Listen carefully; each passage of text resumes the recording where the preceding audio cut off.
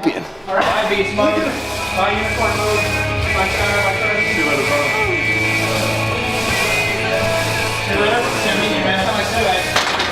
Woo! Ass. Look at that. This is heavy. You just killed that. Again. It's heavy. It's heavy. It's awesome. There we go. Killing it. Yeah, Chris, I don't think you can keep up. Oh, super setting. Woo! He's becoming a personal trainer. Mommy is. Shiva. That's the best. Wait, there she is. She's walking away.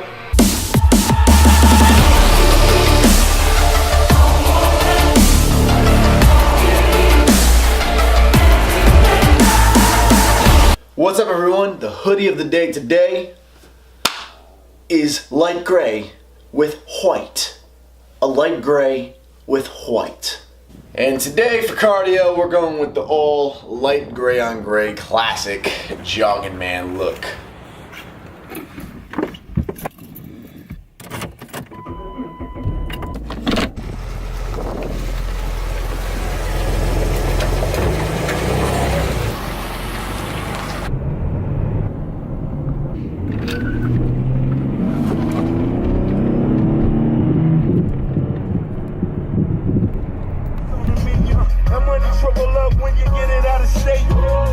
You know we keep a white girl. Christina Aguilera. Wow, I totally forgot about that song. That song used to slap when I did custom car audio. So this is my pre-cardio fuel. It's an iced white mocha latte venti with whipped cream. I got one extra shot of espresso in it. I get skim milk with it, though I think I forgot to specify that, so it might be whole milk.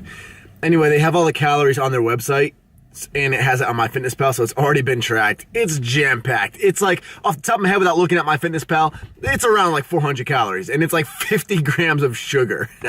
It's terrible for you. I don't recommend getting this, and I'm definitely not getting this regularly. But I saw this last night in Riff Raff's video. If you guys type in, I can't remember what it's called, but it's a video that Riff Raff has on YouTube, and it has like a couple of million views now. If you just type in Riff Raff working out, it'll come up. Anyway, I wanted to try it out really bad. So this is gonna be my cardio fuel. I am fitting it into my macros. The rest of my meals are gonna be very low carb and high fat. So this is gonna not throw off my diet at all. It will fit into my macros. And then I'm gonna use it to energize me for cardio, but I had to get it just because it looks so good and I wanna try it out for myself. Information time. The reason why this won't affect my macros, even though it's 50 grams of sugar, sugar does spike insulin, obviously, and when insulin is spiked, fat storing does occur. It does trigger de novo lipogenesis to want to start happening, but if you're in a caloric deficit, your body's going to even that out, and lipolysis will be able to come in, which is the process of breakdown. It will come in and even that insulin spike out. So if you're in a caloric deficit, it's going to even right back down. Sugar will just turn right into basically energy for you, and it'll be expended. So if you can fit this into your macros and you're in a deficit once in a while, something like this, not a bad idea. The only downside is you are taking up, you know, like 400 calories with something that's not even a real food to hold you over. So just be prepared for that. Oh, I can't even.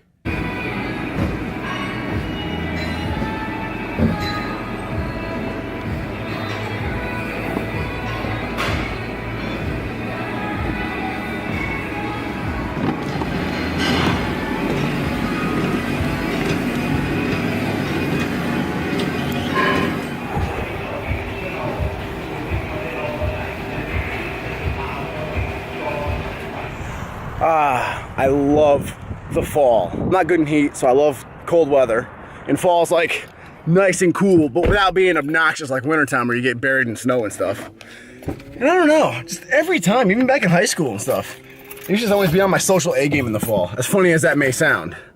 But then I've always done well dieting for competitions in the fall. I don't know, fall's just always been excited grind time for me. I love it. It's my little 2 cents. Probably still fueled by Starbucks. Cardio's done, time to train. So it is leg day, finally beginning to make some progress on squats.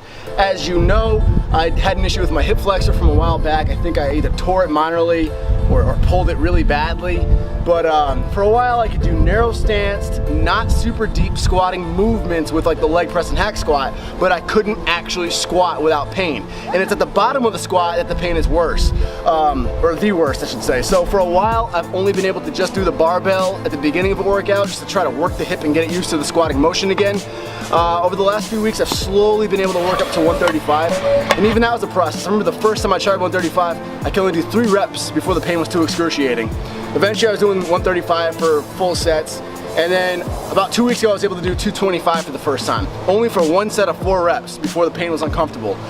And when I did that, I found myself dive bombing the squat, just dropping really fast with no control, because I was subconsciously trying to take my hips out of it. When you're lowering the squat down with control, your hips are tensed up, you're flexing your glutes, and it puts strain on your hips because you're using them to help lower you down. Whereas when you just let yourself fall down, you're kind of taking your hips out of it and you're just kind of forcing yourself to catch yourself at the very bottom. Not good. So the next week I came in and I tried 225, focusing a lot on control. My key to practicing control was counting 2 seconds for the negative. So I had to take 2 Mississippi to go from the top all the way down to the bottom, and this forced me to control the weight. So then I taped myself from the side after practicing control, and I've been updating you guys on Twitter. If you've been following me, I've been posting these little videos on Twitter every single week.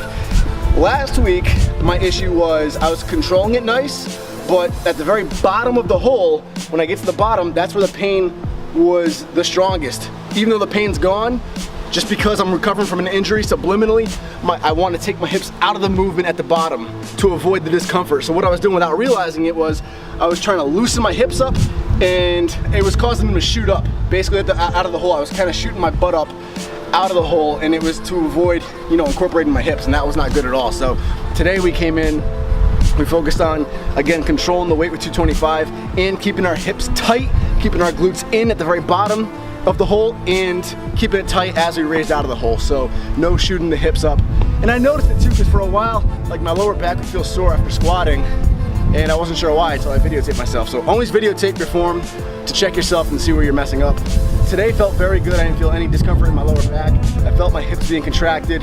I felt them being engaged. So that's all good signs. No pain, no real discomfort. I was only doing sets of 5 today. I think I did 5 sets of 5. Anything after 5 reps starts not necessarily hurting, but it starts feeling comfortable. You don't want to rush back into a recovery. You want to make sure you keep the form 100% perfect when you're coming back from recovery, so you don't mess something else up. So we kept it simple, 5 sets of 5 belts, working on controlling the weight.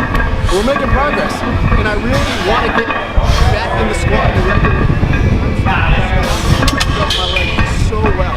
My legs are responding better than they ever had been, even when I was bodybuilding back in my teen days, just from all the powerlifting training I was doing. My legs and my hamstrings are bigger than ever from squatting. So if I can get back into squatting, I feel like it's not only going to keep my legs, you know, looking big, looking jacked,